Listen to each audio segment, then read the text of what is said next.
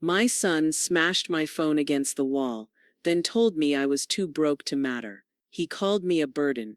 He didn't know I still had power of attorney and a damn good lawyer. He took away my voice, so I took away his future. One court order at a time. We're about to begin, but if you'd like, share where you're joining from. It reminds me this story doesn't echo into silence. It lands somewhere real. Drop it in the comments, and don't forget to subscribe. The crack of breaking glass rang sharper than any insult Derek had ever hurled.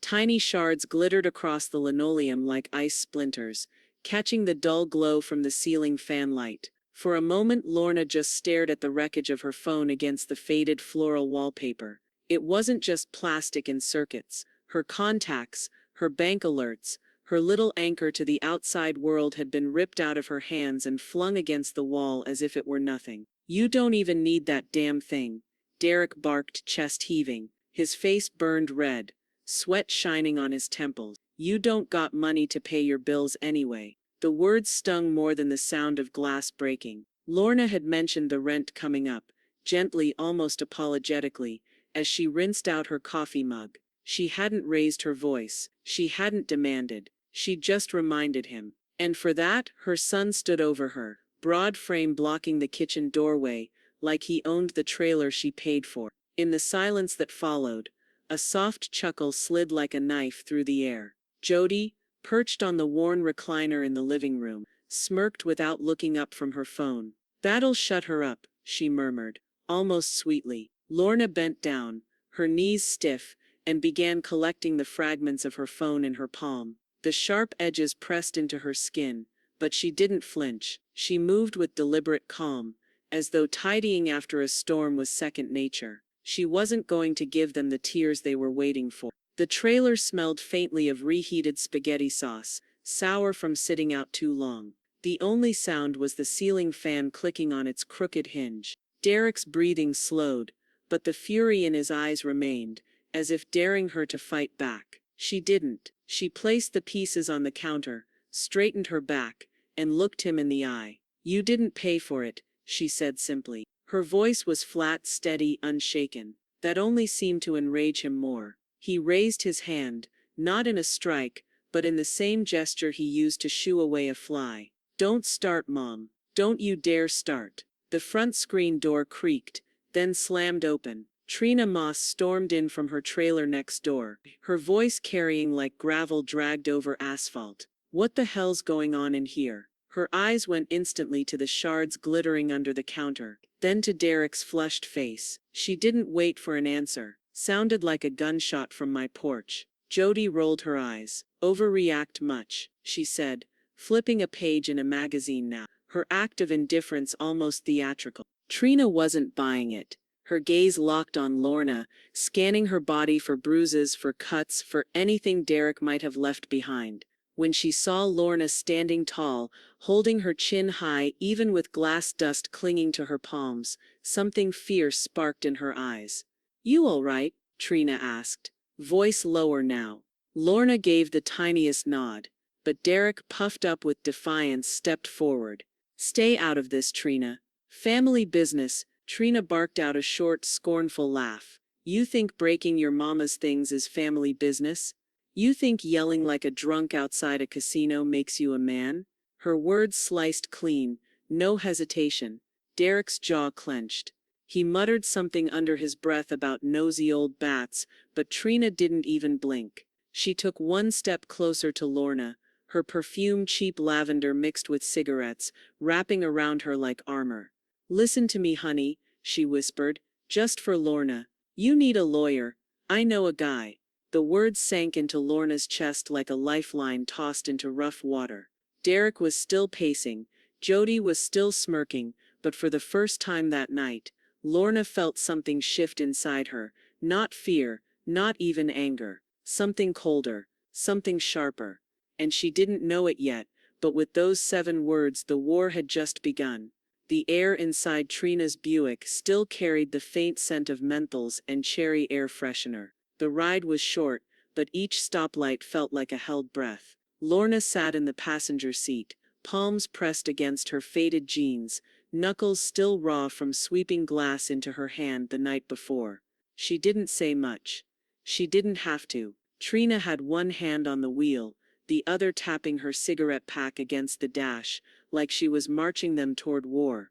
By the time they reached the strip mall where the legal aid center squatted between a discount uniform shop and a payday loan office, the Nevada sun was already blinding, bouncing off windshields and cracked pavement. Trina cut the engine, twisted toward her friend, and said flatly, "You walk in there and you tell it straight. No soft edges. Men like your boy count on women softening things." Inside, the air conditioning roared louder than expected, carrying the smell of copier toner and burnt coffee. A secretary in a cardigan led them to a back office, walls lined with boxes of case files stacked like bricks. Behind a desk, Gabriel Ramos looked up, removing his glasses. Late 30s, neatly pressed shirt, dark hair combed back, but there was a watchfulness in his eyes that told Lorna this man had heard plenty of stories just like hers, and never stopped listening. "Miss Fielding," he greeted, gesturing to the chair across from him. His voice was calm, low, the kind that didn't have to rise to carry weight. "Tell me what happened." Lorna hesitated only a second, then began. She told him about the rent reminder, Derek's rage, the sound of glass bursting against the wall. She described Jody's smirk, the way Derek's words dug deeper than the splinters still lodged in her skin. She didn't cry. Her voice was steady, her hands folded neatly in her lap. But Gabriel's eyes, sharp, unblinking, caught every detail. When she finished, silence hung heavy for a moment, broken only by the hum of the air conditioning. Gabriel leaned forward, sliding a folder across the desk. Inside were crisp pages, their headings bold and final: power of attorney revocation, account freeze request, elder financial safety plan. "You've been supporting him, haven't you?" Gabriel asked quietly. Lorna's lips pressed together. She gave a small nod. He tapped the folder. "This ends today. Sign these. We cut the pipeline before he drains you dry." Her hand didn't even tremble as she reached for the pen. She signed every line, the ink soaking into the paper like a seal of war. Trina let out a slow whistle. "That's my girl." Gabriel gathered the papers, slid them into a manila envelope, then met Lorna's gaze. "Next step, we schedule a restraining order consultation. I want the court to see a pattern, not just a broken phone. We build from the ground up." There was no hesitation in Lorna's nod. "Do it." For the first time in hours, something lightened in her chest. Not relief, more like the first inhale before a storm breaks. As they left the office, the desert air hit them hot and dry. Trina pulled out her cigarettes, but didn't light one, just tucked the pack back in her pocket. "Time to play this smart," she said. Her tone was half promise, half threat. Lorna climbed back into the Buick, the folder clutched in her lap like armor. She wasn't just a woman picking up glass anymore. She was a woman holding a weapon Derek and Jody couldn't see coming. The drive back to the mobile park was silent, except for the rattle of loose change in the cup holder. When Trina pulled up outside Lorna's trailer, the sun was dropping low, throwing sharp shadows across the gravel lots. The screen door creaked open before Lorna even set foot on the porch. Jody stepped inside, balancing two bulging grocery bags. Plastic crinkled canned goods clanked together. She dumped them on the counter with a satisfied sigh. "Picked these up with your card," she announced, brushing hair out of her face. "So you gonna cook, or what?" The bags sagged heavy on the counter, and the smell of thawing hamburger meat leaked into the air. Lorna's fingers tightened around the folder. The smell of raw ground beef clung to the kitchen like a dare. Jody stacked the groceries on the counter, her eyes flicking toward Lorna with mock sweetness. "Well, what's for dinner?" she asked, as if the question were harmless, as if she hadn't just charged the food to the same account Lorna had frozen hours before. Lorna didn't answer. She lifted the folder from the counter, carried it into her bedroom and closed the door softly behind her. Her steps didn't falter, but her silence said more than any words could. In the quiet of her room, she opened her mini fridge, pulled out 2 slices of bread, a smear of peanut butter, and made herself a sandwich. The air smelled faintly of lemon cleaner and dust. She sat on the edge of her bed and took small, deliberate bites, chewing slowly, as if she could turn her calm into armor. Outside, she could hear cupboard doors slamming, Jody's exaggerated sighs filling the trailer like bad perfume. A knock rattled her door. Not hard, not gentle, just sharp enough to demand acknowledgement. "You okay in there?"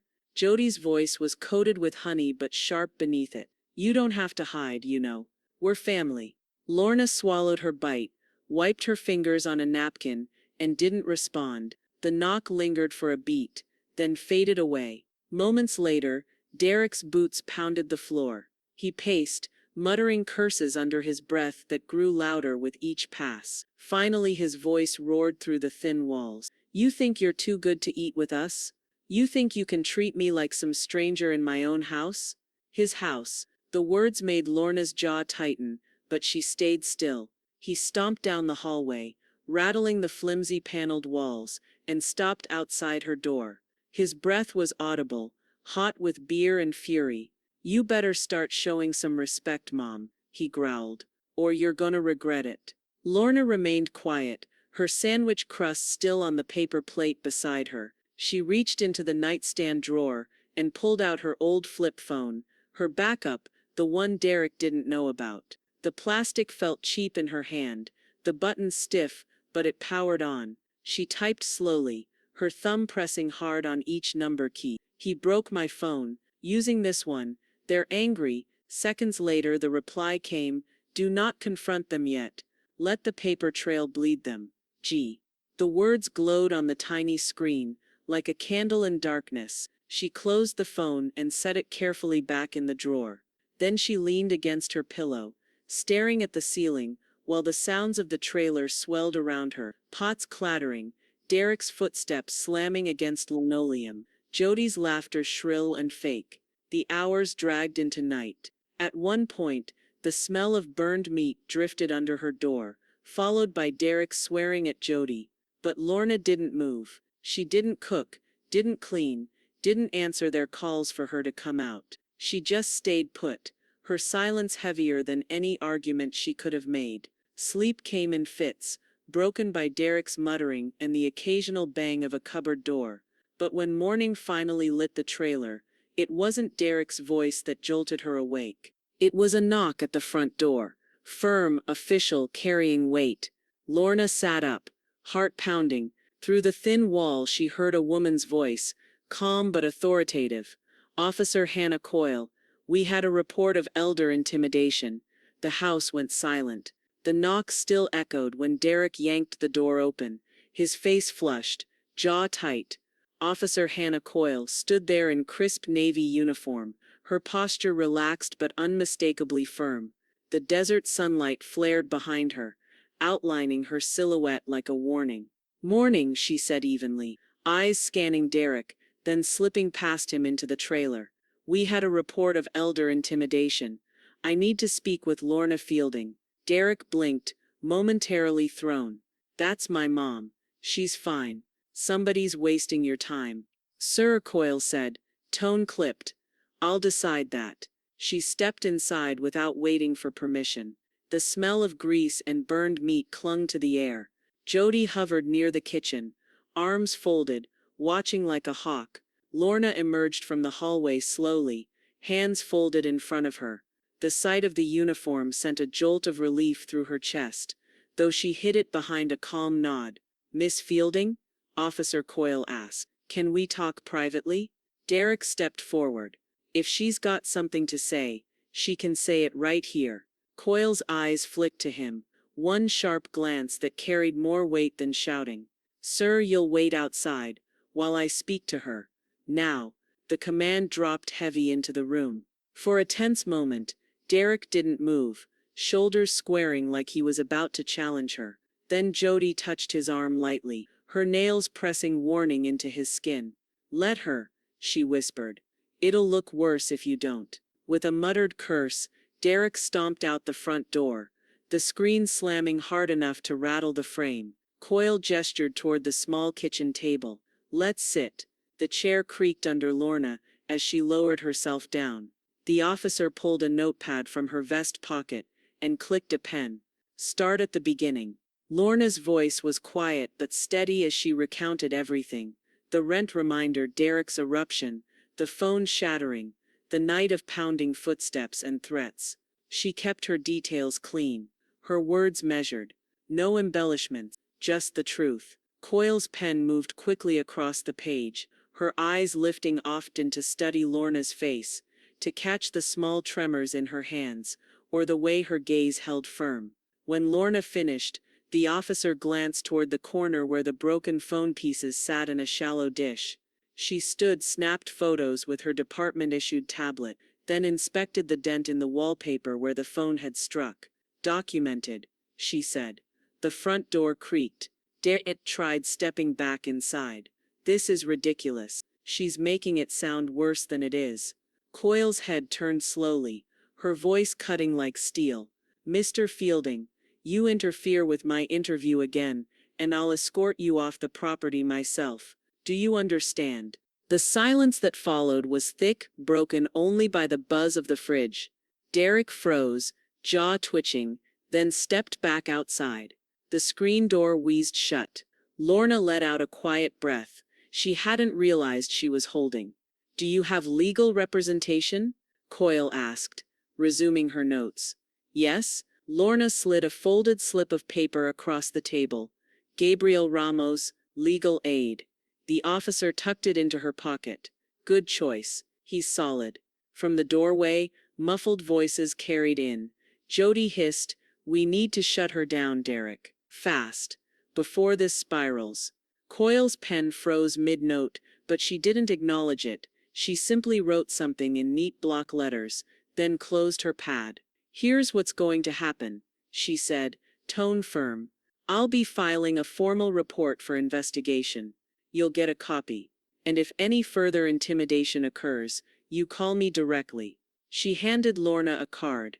The name Officer Hannah Coyle, Community Safety Division, gleamed under the fluorescent light. Lorna gripped it tight. For the first time in years, she felt like someone had stepped between her and the storm. Coyle stood, sliding her notepad back into her vest. We're not done here. Expect follow-up. With that, she walked to the door, her boots thudding with authority against the weak linoleum. The trailer felt smaller after she left, but different. Not just a cage anymore. A battlefield being mapped. That night, when the house grew quiet again, Lorna powered up her battered old laptop. A new email sat waiting, crisp and official. Your accounts are now under legal protection. Unauthorized access blocked. Her hands trembled on the keyboard, not from fear but from the knowledge that the first wall had gone up. Derek and Jody had no idea how fast the walls were closing in. The first crack in Derek's confidence came at the bank ATM. His shoulders hunched forward as he stabbed the buttons with growing fury, the Nevada sun baking his neck. When the machine spit out a cold red message, declined, insufficient authorization, he smacked the side of the screen with his palm. A man in line behind him cleared his throat, and Derek spun around with a glare that sent the stranger looking at his shoes. Inside the trailer that afternoon, he flung the useless debit card onto the counter, plastic sliding across laminate. What the hell did you do, Mom? His voice pitched higher than usual, almost panicked. Lorna didn't flinch. She rinsed her coffee mug, the warm scent of cheap grounds rising from the sink. I didn't do anything. Must be the bank. Jody's eyes narrowed, suspicion flashing before she turned it into a pout. This is ridiculous. We can't live like this. Just loan me $200, Lorna. I'll pay you right back when things settle. No, Lorna said simply, drying the mug with a faded dish towel. The single word cracked like a whip in the stale kitchen air. Jody's face twisted. Are you serious? After everything we've done for you? Trina's voice cut through from the porch, where she'd been watering her desert roses. She said no. Y'all deaf, or just stupid? Derek shot the door a murderous look but didn't answer. Instead, he snatched the card back off the counter, storming into the bedroom he shared with Jody, the walls vibrating as he slammed the door. Later, when the house quieted, Lorna gathered a neat stack of papers she'd prepared with Gabriel's guidance. She walked the half-mile to the post office, the desert wind tugging at her hair, the smell of hot asphalt rising in waves. Inside the cool building, she waited her turn, then slid the notarized affidavit across the counter. The clerk stamped it with a satisfying thud. By the time Gabriel opened the envelope later that day, his lips curved into a rare smile. He tapped the papers on his desk, aligning them with precision. "Now we fight," he murmured, almost to himself, before dialing her number to confirm receipt. That night, Trina came over carrying an old cigar box. She popped it open on Lorna's table, revealing a small stash of bills, neatly folded. "Backup cash," she said. "I keep one of these in case my ex ever tries to crawl back into my accounts. Now it's your turn."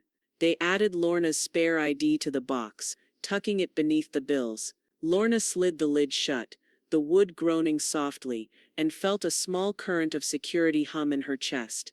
But security never lasted long with Derek. The next morning, Gabriel's number lit up her flip phone again. His voice was calm, but edged with steel. "Lorna, I need you to know something. I ran a deeper pull on your credit." Papers shuffled on his end of the line. "Your son applied for a credit card in your name. He's already racked up charges, thousands." The floor seemed to tilt under her feet. Lorna sat down hard in her chair, the edges of the table biting into her palms. "He what?" Trina, sitting across from her, froze mid-sip of coffee. "That bastard," she muttered, slamming her mug down so hard it sloshed. Gabriel continued, voice measured.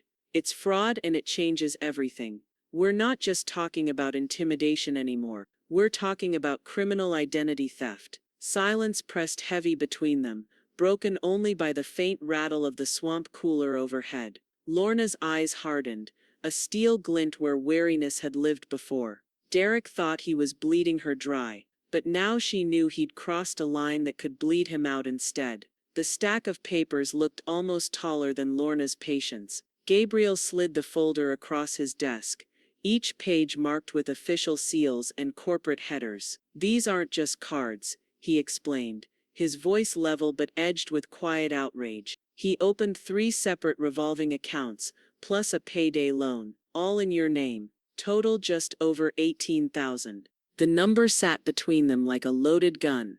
Lorna adjusted her glasses, staring at the credit report spread open in front of her. Each line item felt like a betrayal carved into paper. Dates she never touched, addresses she never lived at, charges she never made. 1,000 here for electronics, hundreds siphoned at a casino ATM. Gas stations clear across town, she hadn't visited in years. "That's not me," she whispered, though the words felt hollow against the ink. Gabriel leaned back, his chair squeaking under his weight.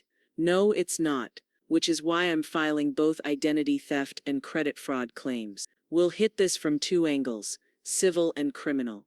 The office smelled faintly of old carpet and burnt coffee, but there was something electric in the air now, the charge of momentum.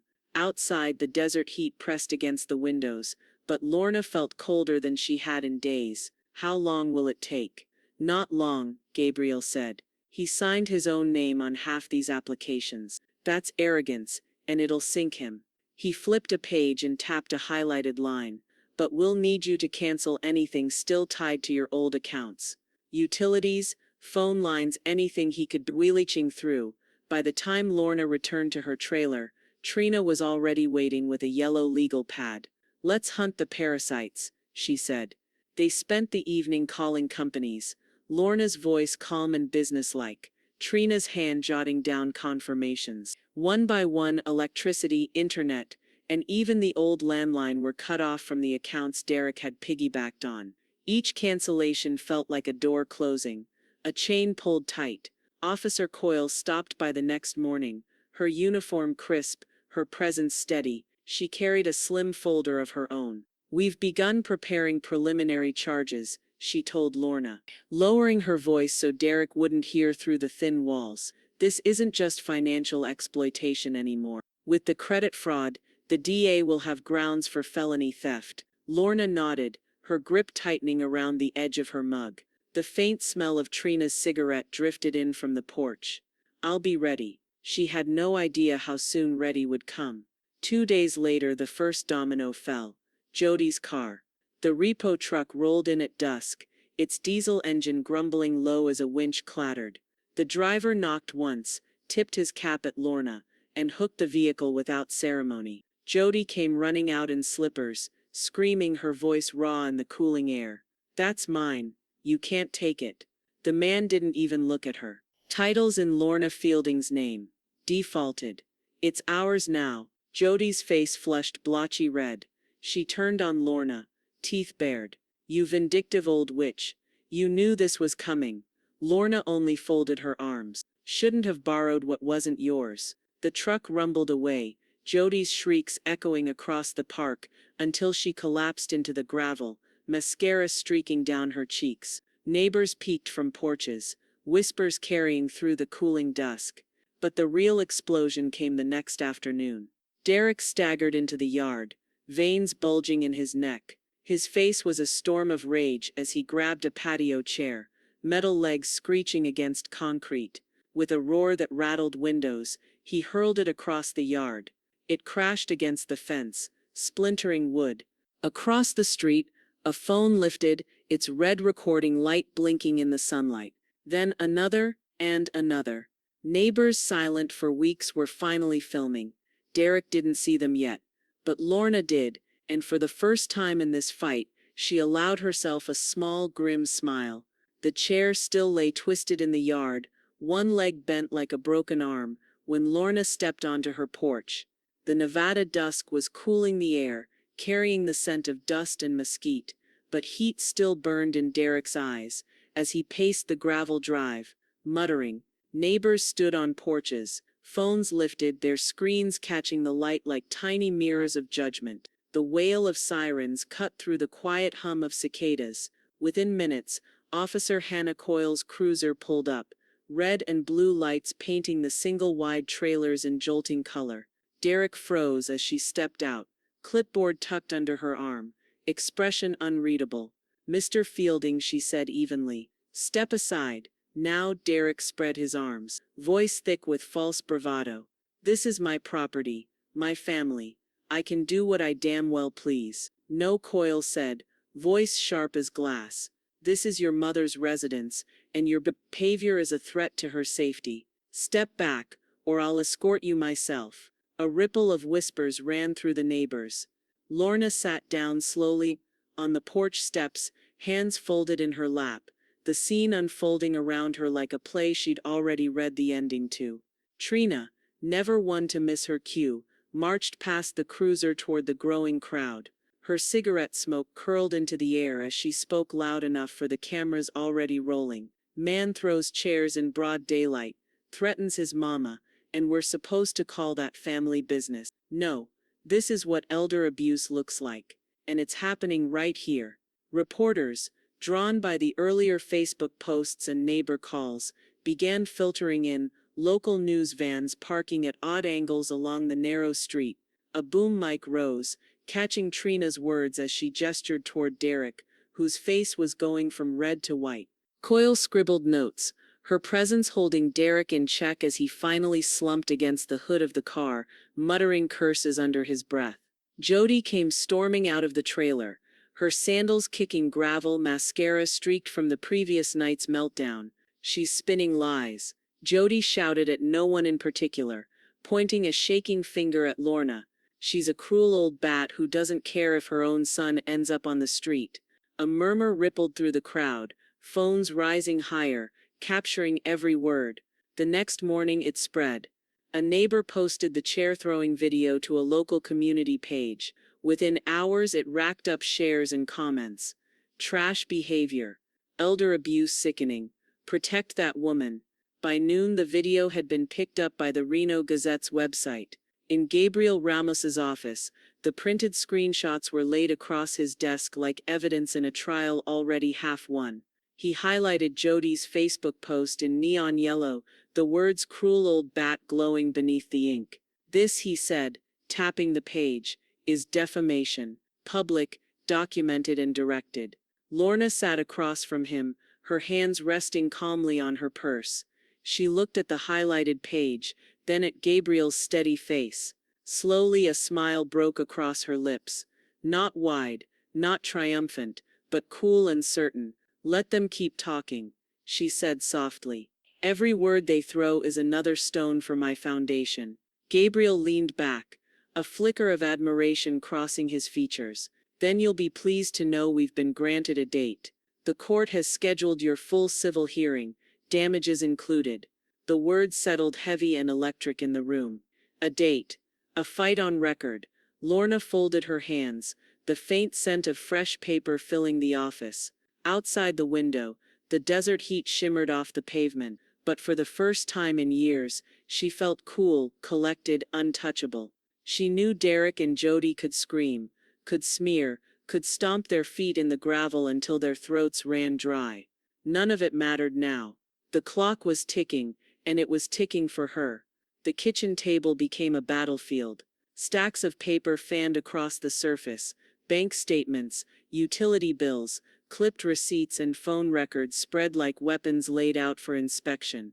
The smell of ink and old envelopes filled the air, sharp as gunpowder. Lorna sat at the head of the table, pen poised, her reading glasses sliding down her nose. Every line she marked was another tally against Derek. Overdrafts, duplicate withdrawals, loans he'd sworn were temporary. She wrote the numbers down neatly, calculating totals with the cool precision of someone who'd spent her life counting every dollar to make it stretch. Only now, she wasn't stretching for survival, she was stretching for justice. Trina hovered beside her, cigarette dangling from the corner of her mouth, though she wasn't allowed to light it inside. She read statements aloud, her gravelly voice punctuated with muttered curses. 400 at a pawn shop. 600 cash advance at Silver Star Casino. Jesus, he didn't even try to hide it. Lorna underlined each charge, her pen strokes firm. He thought I wouldn't notice. Or maybe he thought I wouldn't matter. By the end of the night, the list was long and merciless. The next morning, Gabriel spread their work across his office desk, arranging the papers like puzzle pieces. He tapped his pen against the column of totals. Financial damages, clear, emotional distress, obvious especially with the police report and neighbor videos, and reputational damage. He pulled Jody's printed Facebook post from the pile. The words "cruel old bat" circled in red ink. "We'll show the judge exactly how far this went." Lorna sat straighter, smoothing the wrinkles from her blouse. Her hand drifted toward the folder where she'd tucked her notes, a small smile tugging at the corner of her lips. When she got home, she took out her best dress from the back of the closet, navy blue, simple but elegant. She pressed it carefully, steam hissing from the iron, the smell of hot fabric filling the trailer. She polished her shoes until they gleamed, then hung everything neatly, ready for the day she'd step into court, not as a victim, but as someone prepared. The phone rang that evening. Her flip phone screen lit up with an unfamiliar number. Against her better judgment, she answered. Lorna Jody's syrupy voice flowed through the line, practice sweetness masking the edge beneath. "We don't have to keep doing this. Let's make peace. We're family. Derek just gets stressed sometimes. You know how men are." Lorna said nothing. She let the silence hang, her thumb sliding discreetly to press the record button Gabriel had shown her earlier. Jody pressed harder. "You don't want this to drag through court, do you? People will talk. And what good will it do you? Really, you'll still be alone." The words struck like a slap, but Lorna didn't flinch. She ended the call without a word, saved the recording, and slid the phone back into her drawer. The next day, Officer Coyle stopped by, her uniform crisp, eyes steady. She handed Lorna a thin envelope. "Restraining order approved. Effective immediately." Her tone softened just a hair. "He can't come near you. Not legally." Lorna exhaled, her grip tightening around the paper. Hours later, Gabriel sat in his office, listening to the recording of Jody's call through a small speaker. He didn't move until it ended, then forwarded the file with a single click. The subject line read "Evidence of continued manipulation, submitted to Judge Mendez." He leaned back, eyes narrowing. Derek and Jody had just handed him another weapon, and he was going to use it. The county courthouse smelled faintly of varnished wood and nerves. Rows of pew-like benches filled quickly, neighbors and curious townsfolk sliding into place. Some held folded newspapers. Others had their phones tucked ready, waiting. The video of Derek's outburst had made its rounds, and now people wanted to see what the man behind the chair throw really looked like when stripped of swagger. Derek entered with Jody at his side, chin high, shoulders squared in a borrowed suit that hung wrong on his frame. He tried to mask the twitch in his jaw, but his hands gave him away, clenched, unclenched, over and over. Jody clutched her purse like it was life support. Her smile stretched thin for anyone who glanced her way. Lorna sat with Gabriel at the plaintiff's table, navy dress pressed crisp, shoes shining. She didn't slouch. She didn't fidget. She folded her hands neatly, her posture steady as a stone, even when Derek tried to stare her down from across the room. Fielding ver Fielding, the bailiff called, voice echoing under the high ceilings. Civil claims of financial exploitation and identity fraud. The judge entered, robes swishing, gavel cracking once against the block. Proceed. Gabriel rose first. His opening remarks were precise, his tone a scalpel cutting through air. Your Honor, this is not just a case of mishandled money. This is the story of a son who weaponized trust against his mother. We will show how accounts were drained, credit stolen, reputations attacked, and how the defendant believed no one would hold him accountable because she was his mother. Today the law proves otherwise. Derek shifted in his seat, his attempt at composure slipping as whispers rippled across the gallery. The first hours dragged with paperwork and exhibits, Gabriel leading witnesses through financial records with surgical care. But the true moment came when Lorna was called to the stand. The courtroom stilled as she swore in. She adjusted her glasses, voice calm as she answered Gabriel's questions. Yes, he broke my phone. Yes, he used my account. Yes, he lived here rent-free while taking what wasn't his. Her tone didn't quiver.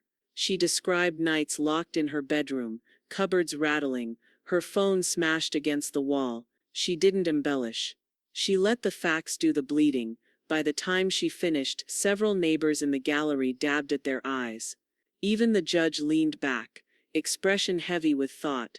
Then it was Jody's turn. She tried for sweetness, voice dripping with pity as Gabriel's questions sharpened around her. We were only helping, she insisted, her hands fluttering like frightened birds. Lorna was confused about her bills. We just stepped in to manage things. Gabriel's eyebrows lifted slightly. Confused enough for you to take out a vehicle loan in her name? He held up a repossession notice. The audience murmuring. Jody's voice cracked, excuses tangling on her tongue. She faltered, stumbling through her words, her smile collapsing under the weight of evidence. But the knife twist came when Gabriel held up Derek's own words. He cleared his throat and read aloud from a printed text message recovered through subpoena. Quote, "She's too dumb to fight back. We'll take everything before she even knows it's gone." The gallery gasped. Derek lunged forward in his seat, face purple, but the bailiff's hand on his shoulder kept him in place. The judge raised her hand for silence. Her expression had hardened, her voice carrying a finality that stilled the entire room. This court will recess. In light of the evidence presented, I cannot allow this hearing to proceed as a simple civil matter.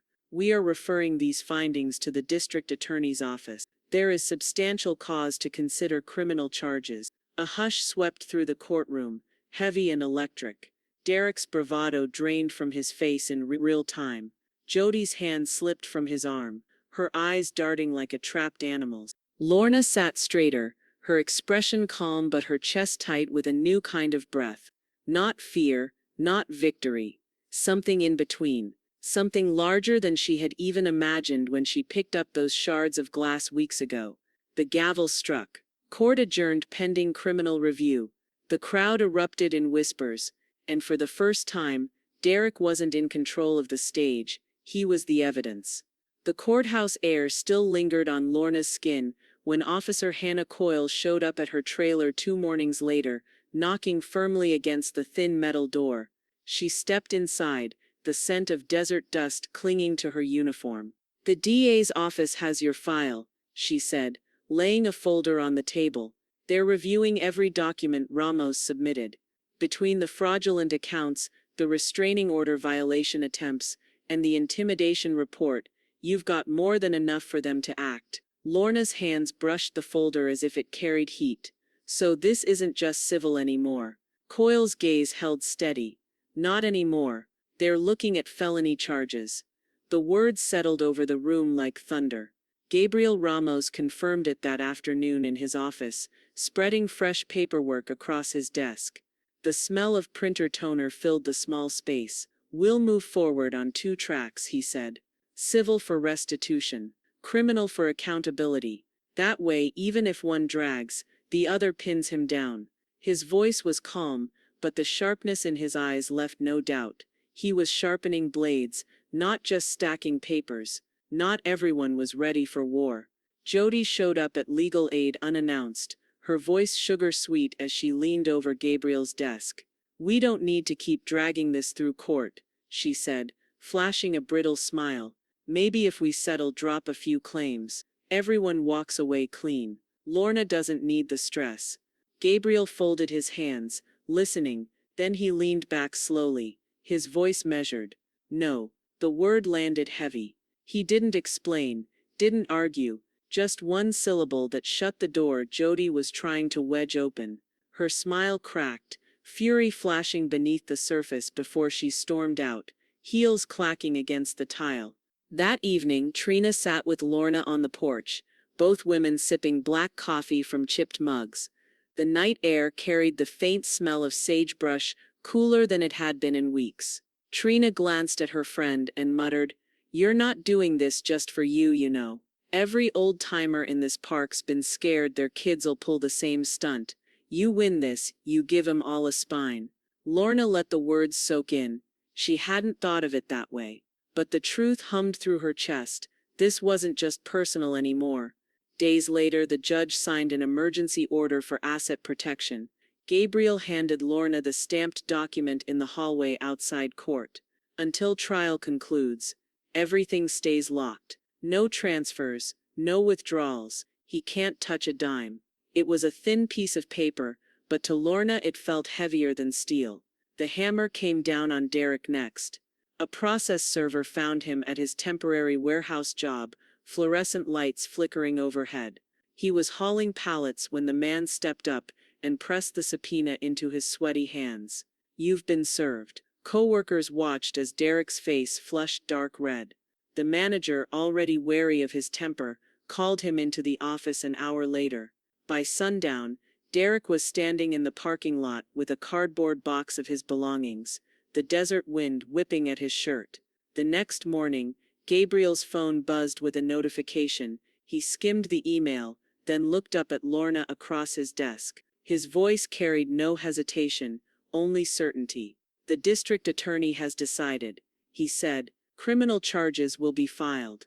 The words rang louder than any gavel. The eviction notice hit the kitchen counter with a flat smack that silenced even Derek. He stared at the paper, lips moving as if the words might rearrange themselves if he glared long enough. Jody hovered behind him, her nails digging into his shoulder. "This can't be legal," Derek muttered, voice hoarse. She can." Lorna said evenly, folding her arms. "The lease is in my name. Always has been." The truth spread across his face like a slow poison. Jody grabbed the notice, scanning it frantically, her breath quickening. 30 days. "Derek, what are we supposed to do in 30 days? "That's your problem," Lorna replied. Her voice was calm, but beneath it ran steel. For months she had been cornered in her own home, but now the walls were pushing them out instead. Panic grew louder than their anger. Derek punched the fridge door, the hollow metal ringing out. Jody tried bargaining, tears pricking her eyes. "Lorna, please, think about what people will say. Think about family." But Lorna didn't bend. "I thought about family," she said. "That's why I'm doing this." When the 30 days passed, Officer Hannah Coyle arrived, with the authority of the court behind her. The desert sun baked the gravel lot as a U-Haul rumbled in, coughing diesel smoke into the air. Derek cursed as he hauled boxes, sweat darkening his shirt. Jody sobbed loudly, throwing dramatic glances at the gathering neighbors, but no one rushed to help. Phones recorded, arms folded, judgment thick in the silence. Lorna stood on her porch, Trina beside her like a guard dog in sunglasses. Trina puffed smoke into the hot air, muttering, "Good riddance." When the last box was slammed into the truck, Jody turned to Lorna, mascara running down her cheeks. "You'll be sorry," she hissed. "You'll regret this when you're alone in that empty little trailer." Lorna didn't flinch. Better alone than robbed blind. The U-Haul door clattered shut, the truck groaning as it pulled away. Dust rose in its wake, a thin veil between past and present. For the first time in months, the air around Lorna's trailer felt clear. That evening, Gabriel called with the next steps. His voice was calm, deliberate. "Now that the eviction's handled, we move into restitution. Every dollar they took, every fraudulent account, every ounce of damage, they'll be forced to pay back, one way or another." Lorna sat at her kitchen table, pen in hand, nodding slowly. The idea of money coming back felt less important than the principle Derek and Jody would not walk away untouched. The next morning, neighbors came with small shovels and pots of desert roses, their blooms tough and bright against the dry earth. They planted them in Lorna's front yard, red and pink blossoms sprouting where chaos had once lived. The scent was faint but stubborn, like survival. One neighbor murmured, "It's about time someone stood up to them." Lorna touched the petals gently, her lips curving into the smallest of smiles. Roots were being set in her yard, in her life. But peace was always fleeting when Derek was involved. That night, her flip phone buzzed on the nightstand. A message lit the screen. "You'll regret this when you're alone." The words glared in the dark, heavy as a threat, chilling as a promise. The glow of Derek's text still pulsed on her flip phone screen. "You'll regret this when you're alone." For a long moment, Lorna sat in the dark of her bedroom, the desert wind rattling the blinds. Then, with deliberate calm, she pressed the buttons, block number. The phone gave a quiet chime, and his voice, his threats, his hooks into her were gone. By sunrise, Gabriel had the screenshot in his inbox. When Lorna stopped by his office later, he held the printed page up between two fingers, the ink still smelling faintly of toner. "This," he said, tapping the words with his pen, "goes into the final filing." He thought it was a threat. "I see it as the last nail in his coffin." Lorna nodded. "Then hammer it in." Outside, the desert baked the strip mall pavement, but inside Gabriel's office, the air buzzed with quiet certainty. Back at the mobile park, Trina decided the moment called for more than paperwork. By the weekend, she'd strung up lights across her small yard, set a battered picnic table with plastic tablecloths, and filled a cooler with cheap beer. She called it her freedom from freeloaders' BBQ. Smoke from the grill curled into the twilight, carrying the scent of charred ribs and sweet corn. Neighbors came with potato salad, chips, paper plates. Lorna sat among them, the laughter of children darting through the gravel lots, the hum of conversation swelling around her. For the first time in months, her trailer wasn't a place of tension. It was a backdrop to joy. Trina raised her plastic cup, to Lorna finally free of parasites. Cheers erupted, beer cans cracked, smoke from sparklers drifted into the starry night. Inside her own home later, Lorna noticed the silence most: no slamming doors, no stomping boots, no shrill voice demanding her labor. The trailer was calm, clean, smelling faintly of lemon cleaner and lavender from the desert roses outside. It was her space again. But Jody wasn't going quietly. On a neighbor's phone, someone pulled up Facebook. There was Jody, broadcasting in shaky video, mascara heavy, her tone pitched to gather sympathy. "We're victims of unfair legal harassment," she wailed. "We just wanted to help her, and now we're homeless. This isn't justice, it's cruelty." Comments scrolled beneath the video, some pitying, but most brutal. You stole from your own mother-in-law? You got what you deserved. Lorna didn't need to respond. The internet had done it for her. Later, as the night wound down, Franklin, the soft-spoken widower 2 trailers down, sat with her on the porch. He took a sip of his beer, his gaze steady on the desert horizon. They wrote this ending themselves, he said quietly. You just published it. Lorna's throat tightened, not with sadness but with recognition. He was right.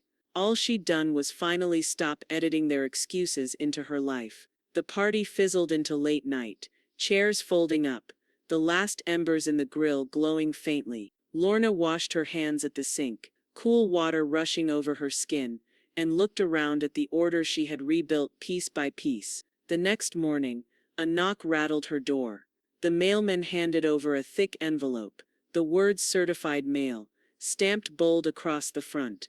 Inside, crisp legal paper waited, Judge Mendez's ruling, with attached damages. The courtroom was hushed, as Judge Mendez shuffled through her stack of papers. Sunlight filtered in through high windows, dust motes catching in the beam, a suspended silence heavy with consequence. Derek sat rigid at the defense table, sweat gathering along his hairline, despite the chill of the air conditioning. Jody twisted a tissue in her lap, her eyes darting nervously toward the gallery, where half the trailer park seemed to have gathered. Judge Mendez cleared her throat, her voice precise, deliberate.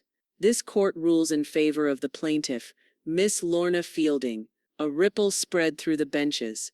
Derek's jaw tightened, but the judge's words rolled on like thunder. The defendant, Derek Fielding, is hereby ordered to provide full financial restitution for all misappropriated funds and fraudulent accounts, totaling $28,400. With interest, a permanent restraining order will remain in effect, barring contact with Miss Fielding. A civil penalty of $10,000 is imposed. Furthermore, the defendant is prohibited from opening or co-signing any new credit accounts for a period of 10 years. The gavel struck once, echoing like a nail in wood. Jody gasped, color draining from her face as the judge's eyes shifted. Mrs. Fielding, you are named complicit in the fraudulent activities. Your employment with the county's outreach program renders your conduct unacceptable. The court has notified your supervisor. Her hands trembled as she gripped the bench. The gallery buzzed, neighbors exchanging looks of satisfaction, some whispering outright. Jody pressed her lips together as though she could swallow the humiliation. At the plaintiff's table, Gabriel slid the official ruling toward Lorna. The paper was thick, crisp, the ink sharp. He leaned close, voice low enough that only she could hear. This is it. It's final. Lorna placed her hand over the document. For the first time in months, the trembling in her fingers wasn't from fear but from release. Outside, Officer Hannah Coyle waited, her cruiser parked under the glaring Nevada sun. She tipped her hat as Lorna approached, Gabriel at her side. Congratulations, she said, her tone steady but warm. I wish every case ended this way. You've set a precedent, Miss Fielding. Others will follow. She handed Lorna a pamphlet on security upgrades, deadbolts, cameras, resources for elder protection. Consider this your next step forward. The heat shimmered off the blacktop, carrying the smell of exhaust and desert sage. Trina was already waiting near the courthouse steps, cigarette dangling unlit from her fingers. She pulled Lorna into a fierce hug, her voice rough but certain. No one's ever going to break you again. Not him. Not anyone. Lorna's eyes stung, but she didn't cry. She let the words soak in like balm on old scars. That night, the trailer park buzzed with talk. Some neighbors toasted with cheap beer on their porches. Others planted more desert roses along the fence line. Word spread quickly. Lorna had not only survived, she had won. Inside her trailer, the quiet was different now, less heavy, more alive. The ruling sat folded neatly in a drawer, but Lorna's eyes kept drifting to her checkbook.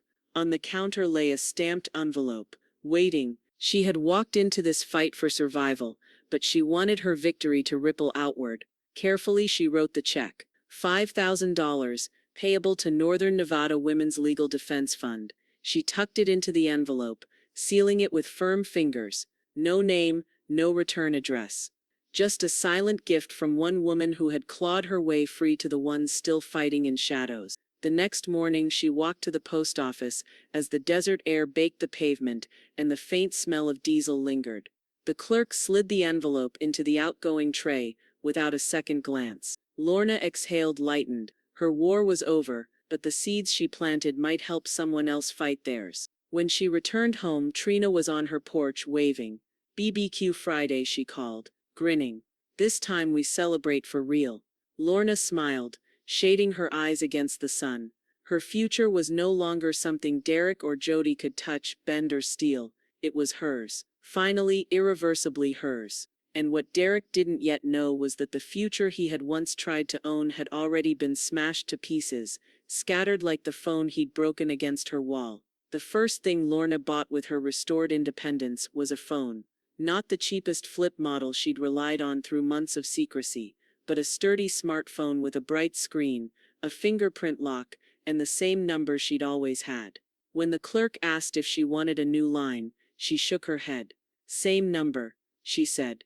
But stronger this time. Her voice carried more weight than the words themselves, an oath wrapped in ordinary purchase. Back home, she placed the phone on the counter, gleaming against the worn laminate. For the first time in years, it felt like hers alone. Then she turned to the patch of dirt behind her trailer. Once just a barren stretch of cracked earth, it became her project. She knelt in the soil, hands sinking into dust that clung beneath her nails, smelling faintly of iron and sage. She planted desert roses, hardy succulents, even a row of tomatoes. Each seed pressed down was like an anchor into a life she was now choosing. Trina joined her most mornings, cigarette dangling from her lips while she scribbled on a notepad. "We're making you a blog," she announced one afternoon, snapping her gum. "Eh, what?" Lorna asked, wiping sweat from her brow. "Blog. Desert roots growing after the break. You've got a story, honey. Might as well let people read it." And so they did. Trina typed while Lorna dictated, words spilling out about silence, survival, and reclaiming ground. The hum of the swamp cooler filled the trailer as they worked, their laughter mingling with the click of keys. To their surprise, readers came. Comments trickled in, other women, other elders, strangers who saw themselves in her story. One day, Gabriel called. His voice was calm but carried a note of pride. "They're hosting an elder rights conference downtown. I'd like you to speak, not as a client, as a survivor." Her hands went still over the sink where she'd been washing dishes. "Me? Speak? You already did," he said. "In court, now it's time people hear it outside those walls." Lorna didn't answer right away, but that night, as she stood watering her roses under the desert stars, she whispered to herself, yes. The changes kept coming. One morning, an envelope slid through her mail slot. No threats, no bills, just a handwritten note from a young woman across town. "I read your testimony in the Gazette. Because of you I left a man who made me feel small. Thank you." The words left Lorna breathless. She read them twice, 3 times, then tucked the letter inside her Bible. Weeks later, at the monthly neighborhood meeting, Trina nudged her hard in the ribs as the votes were tallied. "Council seat's yours," Trina whispered. The room erupted in small applause. Lorna blinked, stunned, then smiled as neighbors clapped her on the back. She wasn't just surviving anymore, she was leading. But not every letter was welcome. One afternoon, as the sun beat hard against the metal siding of her trailer, Lorna checked her mail and froze. Among the grocery maize and water bill sat an envelope with Jody's handwriting scrawled across the front. No return address, just her name. She carried it inside, sat at her kitchen table, and stared at it for a long minute. The air smelled faintly of dust and tomato vines from the garden. Then, without breaking the seal, she lit a match. The flame licked at the paper, curling it black, until the words she would never read turned to ash in her sink. Some voices didn't deserve space in her life anymore. The morning air was cool, the kind of desert cool that never lasted past 10 o'clock, but felt like a gift while it lingered. Lorna sat on her porch steps with Trina, both women cradling steaming mugs of coffee, the scent of roasted beans mixed with desert sage drifting on the breeze. Above them, a set of wind chimes tinkled, soft and steady, wind chimes Derek used to gripe about, saying they were too damn noisy. Now their music was freedom. Trina exhaled a satisfied sigh. "You hear that?" she asked, tilting her head toward the sound. "The chimes?" Lorna said. "No, the quiet. No shouting, no boots stomping through your hallway. Just peace."